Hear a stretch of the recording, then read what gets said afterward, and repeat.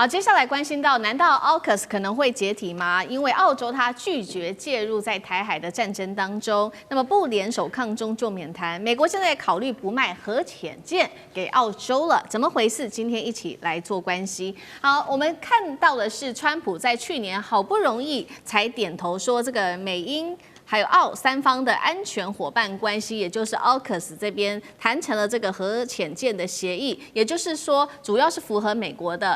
優先的戰略。它接下來會來協助澳洲在未來15年內可以取得3艘的維吉尼亞型的核動力攻擊潛艦。但現在呢，根據了解，這樣子的一個計劃已經生變了，因為美國國會這邊做了一個研究，他認為說，你現在澳洲啊，突然間又說你不願意承諾在台海發生衝突的時候協助美國，所以呢，這個國會的研究就認為說，美國應該要這個時候好好的考慮一下，是否要拒絕出售維吉尼亞級的這個核潛艦給澳洲，那麼改由美軍自己來掌握，確保說這一項最頂尖的戰力能夠直接投入在台海的戰爭當中，並且呢，報告也同時建議說，如果說不賣核潛艦給澳洲也沒關係，可以賣其他的東西。這邊特別提到說，澳洲可以把經費拿去購買美國的長程反艦飛彈、無人機，還有 B-21長程轟炸機等等的武器。但是現在等於是美國自己反悔了，不願意賣核潛艦給澳洲，這樣子的一個 AUKUS 會不會被瓦解掉？澳洲會答應讓美國把他自己的核潛艦放在澳洲的基地嗎？酈將軍又怎麼看這件事？澳洲總算是清醒了哈，他因為原來 AUKUS 這個最早的時候，澳洲自己要買潛艦，他是跟法國買的哈。結果沒想到美國搶這筆單哈，這個搶完單之後，你知道那時候馬克宏很生氣哈，這個澳洲就跟法國解約了嘛。那美國說你不要跟法國買，我賣給你哈，8艘的 AUKUS 最新型的維吉尼亞級的潛艦，然後這個合約定的是說最早的時候因為要對抗中國哈。所以說，美軍先這個派了3艘在這邊協助澳洲一方面做人員的訓練，也在這邊駐守。那之後來講，美國幫澳洲生產3到5艘，然後之後再由澳洲自己來生產剩下的3到5艘，總共加起來是8艘的維吉尼亞級潛艦，其中還包括到的英國也加入，所以 AUKUS 是英國、澳洲還有美國3國聯盟。但是我們試問一下，你澳洲你做這些潛艦要幹嘛？是美國叫你做完這潛艦，叫你美國叫你去跟中國大陸對抗啊？因為我們知道核潛艦它的尤其是維吉尼亞級是屬於攻擊型潛艦，那它的航程可以很遠，當然就是到南海，目標就是叫澳洲到南海那邊去制衡中國。那澳洲自己花錢去做了潛艦去幫美國打仗，你會不會覺得澳洲有一點當盤子的感覺哈？所以我覺得澳洲這次清醒了。我做的潛艦當然是以護衛我自己國家，這是第一個。他做這個潛艦，我如果說我自己花了錢去買潛艦，結果做完以後是去幫你美國打仗，那我當國家算不划算。第二個來講，他會得罪中國哈，這個中國也都知道，所以中國去年做了幾個動作。第一個，原來對澳洲原來這個不管是在貿易部分，農產品、龍蝦、紅酒什麼就不跟他買了，鐵礦石也不買了。那現在來講，中國跟澳洲慢慢和好，當然貿易和好以後，這澳洲來講就不能對中國採取這麼軍事上的對抗的行為。第二個，中國還做了一個動作，可能大家還記得哈，去年的時候，中國一艘055的大驅潛艦開到了澳洲門口去繞了一圈，而且這個繞完一圈之後還在那邊做實彈演習，就是主要是針對你澳洲，如果要跟美國聯盟來在南海地區來對抗我中國。中國代表說，我也有能力到你澳洲去，直接到你門口去開炮去了。所以澳洲算一算，算盤打一打，不划算，我自己花錢去幫美國打仗，所以這個時候他就不參加。那美國第二個因素是，美國自己做這個維吉尼亞級潛艦，它的造艦速度嚴重的落後哈。他如果說是要幫澳洲建這個3到5艘的話，它最少1年年產量要2艘的核潛艦。那目前來講，它一年只能1.2艘哈，所以美軍變成什麼？就自吃還不夠，對不对？自己吃都不夠，你怎麼去幫澳洲賣給澳洲呢？所以說，整個澳洲的AUKUS潛艦來講的話，是進度是嚴重的落後。那美國想想看，既然你澳洲不願意幫我打仗嘛，那我就不把潛艦賣給你了。第二個是我自己產能不夠，我現在每年只能生產1.2艘，那我還有舊的潛艦我也要淘汰啊。在這種狀況下，美國認為說，那我就不賣給你澳洲潛艦了哈。這個我生產的潛艦我自己剛好夠用，就不賣給澳洲。那澳洲已經編了這個預算做什麼呢？他叫他自己去買 B2，跟美國還是要做他生意了，賣給他 B21轟炸機或者是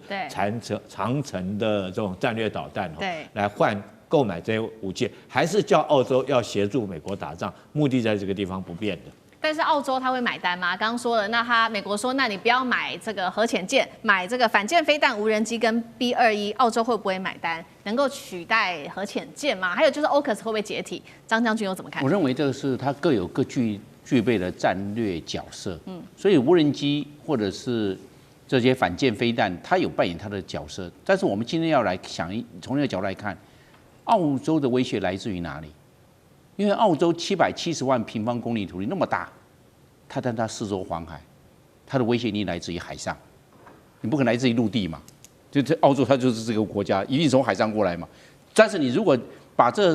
8艘的AUKUS的核子動力維吉尼亞級的攻擊潛艦放在水下，在哪裡，它就會怕。你在水面上或者在空中看得到啊，水面下看不到，而且它是核子動力的，它不用起來換氣。一直潛在下面，潛在哪裡？你在海上的兵團過來了，但是下面有沒有？所以我認為沒有辦法做完全取代。他用無人機或者是用反艦飛彈，並沒有辦法完全取代，因為只要是他有核動力的攻擊潛艦，對方來自於海上的這些威脅，就要開闢水下的安全航道。你就會籌措前後啊，顧忌再三啊，因為潛艦在哪裡不知道。所以這個重不重要？這個戰略角色很重要。那剛好這也就是說，澳洲的核子動力攻擊艦可以布防水下主炸防線。這我在這個地方負責，因為為什麼？我在這個地方做伏擊區，在另一個地方重要的水道我也做伏擊區，在另外水道做伏擊區。你整個的這個對澳洲的這一威脅的狀況之下，就要顧忌再三了。到底哪個地方是這個主炸區？所以我認為。反艦飛彈或者是無人機也要，但是問題是水下兵力也要，不能說這個完全不要，然後我們就通通投資在反艦飛彈跟無人機這上面，那你就少了一個戰略角色。最重要的，為什麼我們是想到這個核子動力攻擊？因為它的隱匿性太高，對，又靜音很難，因為核子動力它不用那個我們講的那個引擎，它是核動力的，它根本不要起來換氣。它的氧氣是自己內部在製造的，所以它隱匿性夠高，而且它待得夠久，所以它只要一布防之後啊，會對來自於水下的威脅哈，它就會減輕。所以我要認為在這一方面，它的有角色的不可替代性。那至於所以美國看準了這一點，所以美國就要求你澳洲想要這一個AUKUS的核子動力攻擊潛艦，那你就要接受我哪一條件，要針對台灣這一方面，你要支持我美軍來作戰，所以他看準了澳洲的需要，美軍剛好抓到他的這一個所需要的這個痛點，所以開出了這個條件，所以我們可以看到，因為美國開出的條件，也知道澳洲急需這方面的裝備，被美國抓到這一點。